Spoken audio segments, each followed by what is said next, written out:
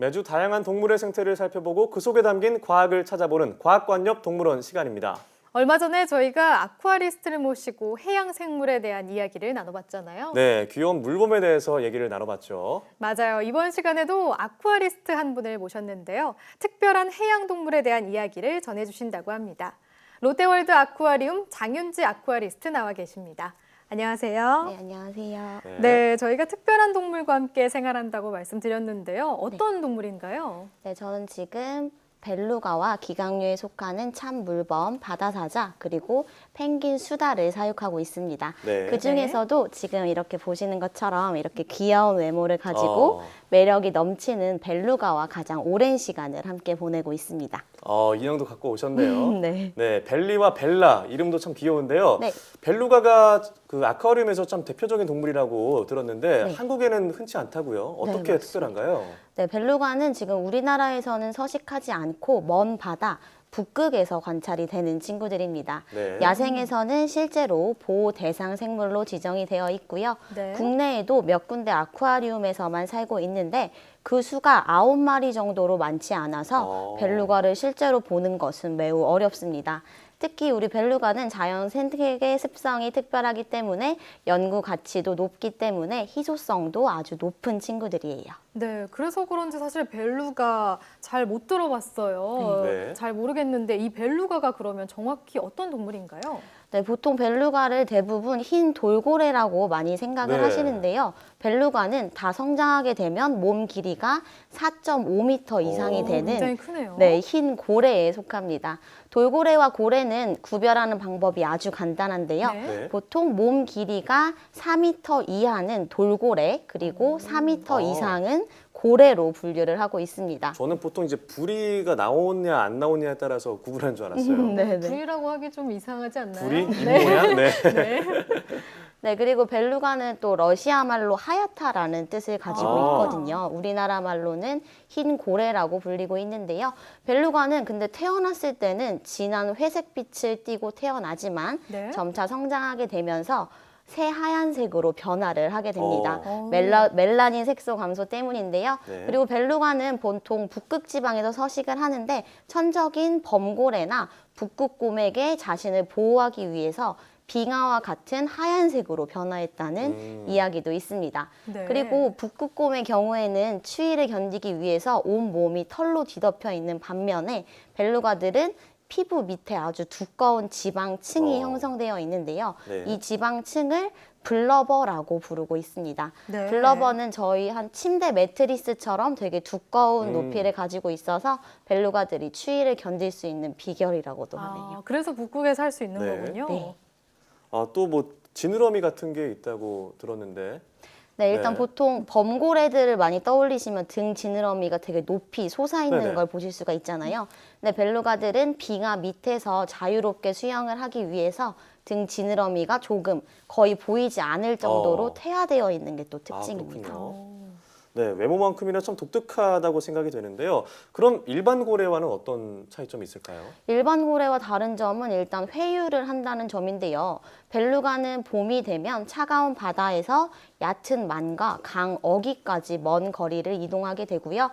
뿐만 아니라 수심이 얕은 강 하구에서 네. 새끼를 낳아서 기르거나 또 몸을 스스로 바닥에 있는 자갈이나 진흙에 부비면서 스스로 피부를 벗겨내는 탈피라는 현상을 또 보이는 친구들이에요. 굉장히 신기하네요. 고래가 탈피를 한다는 건 잘 상상이 네. 잘 안 되는데요. 그리고 회유도 물고기가 원래 알을 낳거나 이제 그 먹이를 찾기 위해서 계절에 따라서 이동하는 거잖아요. 네, 그렇습니다. 굉장히 신기한 특성이 많네요. 네, 벨루가 탈피 원인을 일부 학자들은 또 환경 변화로 추정을 하고 있는데요.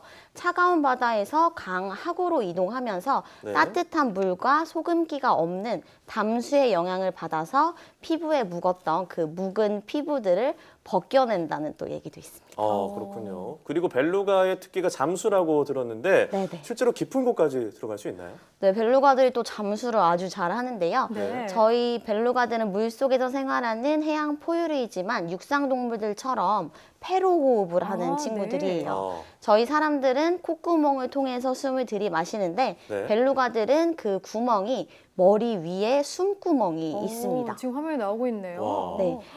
이것을 분기공이라고 하는데요. 네. 이 분기공으로 한 번에 많은 양의 공기를 흡입하면 여기 들어있는 산소가 혈액 내에 저장하게 되면서 물속에서 10분에서 길게는 25분까지도 숨을 참을 와. 수가 있고요.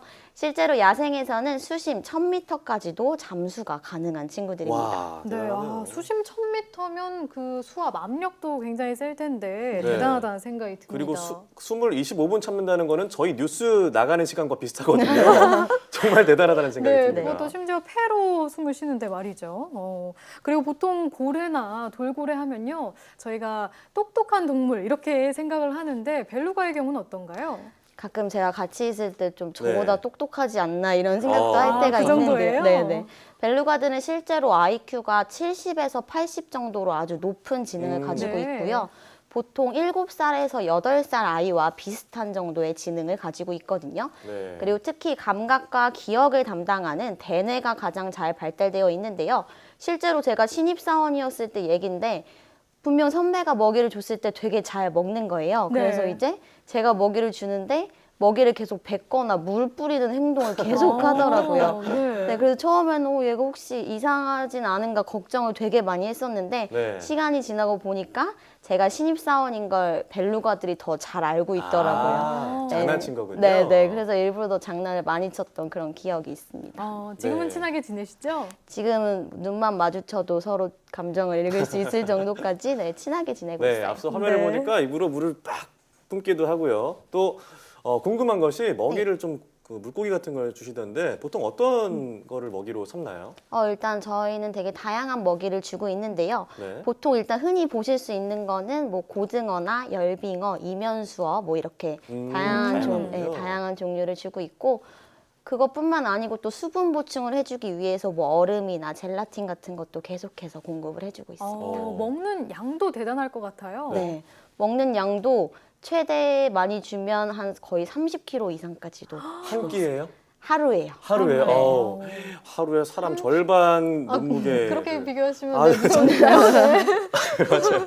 네, 죄송합니다. 네. 자, 그리고 벨루가가 어떤 특별한 기술이나 장기 같은 게 있을까요? 네, 벨루가는 깊은 바닷속에서 서로 의사소통을 하기 위해서 다양한 소리를 내는데요. 이 소리가 너무 아름다워서 바다의 카나리아라는 별명을 또 가지고 있습니다. 네. 근데 고래는 사람처럼 목에 있는 성대로 소리를 내는 것이 아니고 분기공에 있는 근육의 진동을 일으켜서 소리를 내는데요. 이런 활동은 뭐 물체를 찾거나 확인할 때도 쓰인다고 합니다. 네. 이거 소리를 한번 들어보고 싶은데요. 소리 나올까요? 와, 이게 분기공에서 나는 소리예요? 네네. 정말 여러 가지 소리를 내는데요. 네, 가끔 뭐 딱따구리 같기도 하고 또 이 소리는 좀 약간 딱따구리 소리 이 같기도 소리도 하죠. 네네, 벨루가가 낸 내는 거예요. 와, 정말 신기하네요. 자, 이걸로 의사표시도 같은 것도 하나요, 혹시? 네, 이 소리가 감정에 따라서 서로 다른 소리를 또 낼 때도 있습니다. 그러면 혹시 소리를 듣고 조금 감정을 유추하실 수 있나요? 네, 그럴 수 있죠. 어떨 때 약간 어떤 소리를 내나요? 그러니까 일단 저랑 같이 이렇게 이게 놀이 행동을 하다가도 자기가 이제 하기 싫은 게 나타나면 소리를 그냥 삑 이렇게 내고 도망을 실제로 갈 때도 있고요. 수정을 부리는 거군요. 네네, 감정 표현이 아주 확실한 친구들이에요. 네, 그렇군요. 화면에서 보면은 덩치도 크지만 약간 어린아이 같다는 생각이 드는데 네. 생긴 게 되게 귀엽고 온순하게 생겼잖아요. 실제 성격은 어떤지 궁금해요. 네, 귀여운 외모처럼 온순한 성격을 가지고도 있지만 또 자기 감정 표현을 확실히 하는 또 반전의 매력이 네. 있는 친구들인데요. 저희 사람들도 각자 성격이 다 다르듯이 저희 벨루가 두 마리도 성격이 서로 다릅니다.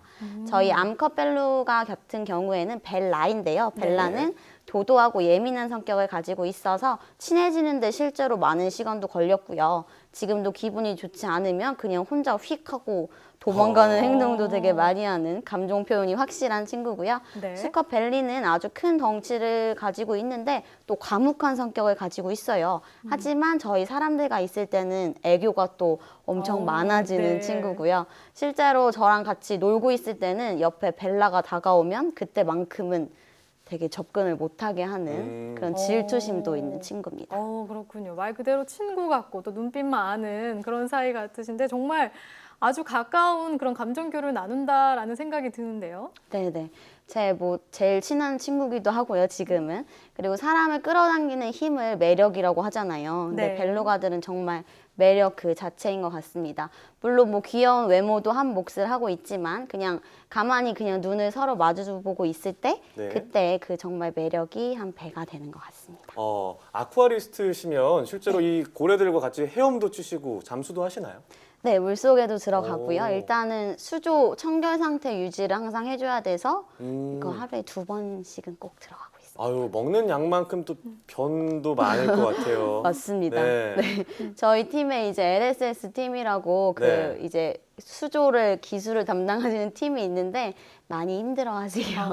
수질 관리를 잘 해주셔야 돼가지고. 네, 그런데 이제 아주 귀엽고 온순하게 생겼는데 하지만 덩치가 큰 편이잖아요. 네네. 위험하진 않은가 봐요. 그래도 일단 저희가 처음부터 위험하지 않게 함께 하기 위해서 많은 노력들을 하고 있어서 다행히 아직 위험한 행동은 없습니다. 네, 그렇군요. 정말 아주 순하고 귀엽게 생긴 그런 외모도 네. 매력이지만 자신의 기분을 이렇게 표현하고 또 토라져서 가버리고 이런 걸 보니까 정말 사람 같다는 생각이 드네요. 네. 네, 오늘은 정말 매력 만점의 벨루가에 대한 얘기를 나눠봤는데요. 롯데월드 아쿠아리움 장윤지 아쿠아리스트와 이야기를 나눠봤습니다. 오늘 말씀 고맙습니다.